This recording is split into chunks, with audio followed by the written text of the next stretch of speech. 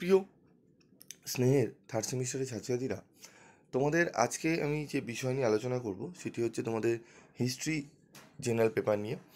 তোমাদের যাদের হিস্ট্রিতে general paper রয়েছে, জেনারেল পেপারে হিস্ট্রি রয়েছে, এবং যাদের মাইনরে হিস্ট্রি রয়েছে, ঠিক আছে, মাইনর পেপারে কিন্তু টোটাল আলাদা সিলেবাস।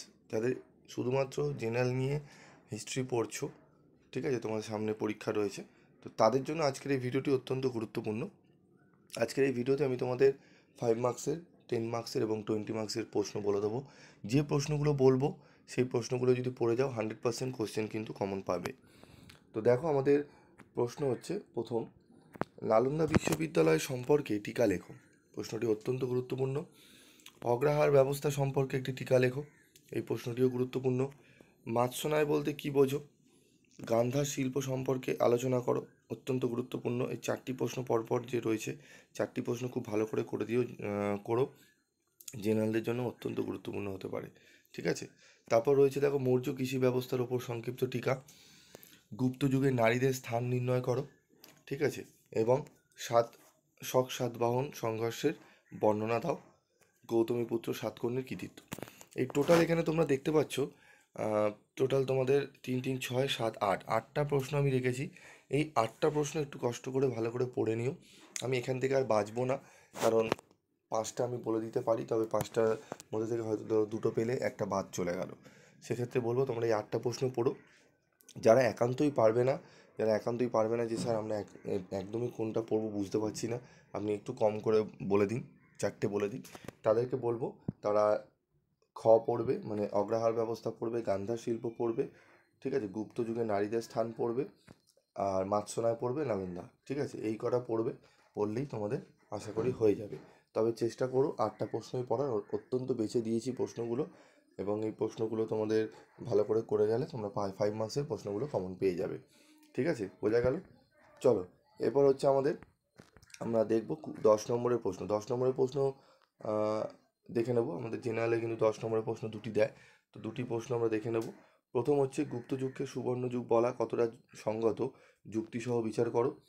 একজন শাসক হিসাবে হর্ষবর্ধনের কৃতিত্ব আলোচনা করো।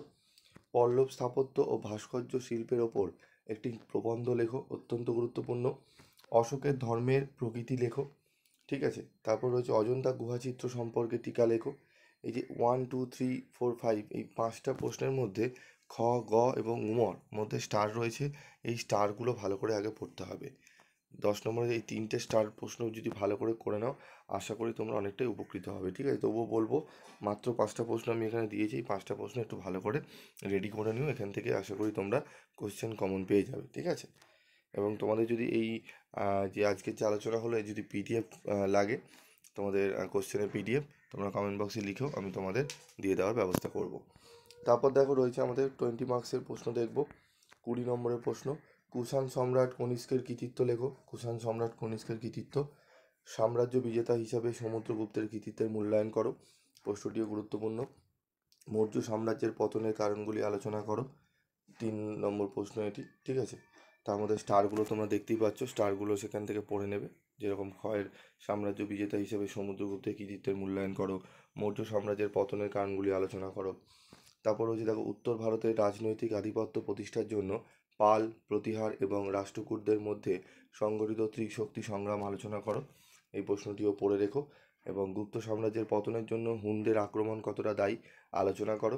কুষাণ সম্রাট কনিষ্কের রাজনৈতিক ও সাংস্কৃতিক কৃতিত্বের বিবরণ দাও। প্রশ্নটি অত্যন্ত গুরুত্বপূর্ণ। এখানে স্টার মার্কগুলো দেখতেই পাচ্ছ তুমি, খ, গ এবং ঘ 3টি, তার সঙ্গে 4 নম্বর, টোটাল 4টি প্রশ্ন স্টার মার্ক করা রয়েছে। এগুলো একটু ভালো করে তোমরা রেডি করে নিও। তারপর রয়েছে দেখো, প্রাচীন ভারতে নারীর অবস্থান নিরূপণ করো। প্রত্যেকটা প্রশ্নই করাটা উচিত, তবে আমি স্টার 4টে প্রশ্ন দিয়েছি, এই 4টে প্রশ্ন আগে করে নাও, তারপর বাকি প্রশ্নগুলো করো। দেখবে তোমরা 100% কোশ্চেন কমন পেয়ে যাচ্ছ, ঠিক আছে। তো আজকের মতো ভিডিওটি শেষ করছি। দেখা হচ্ছে পরবর্তী ভিডিওতে। সকলে ভালো থাকবে, সুস্থ থাকবে।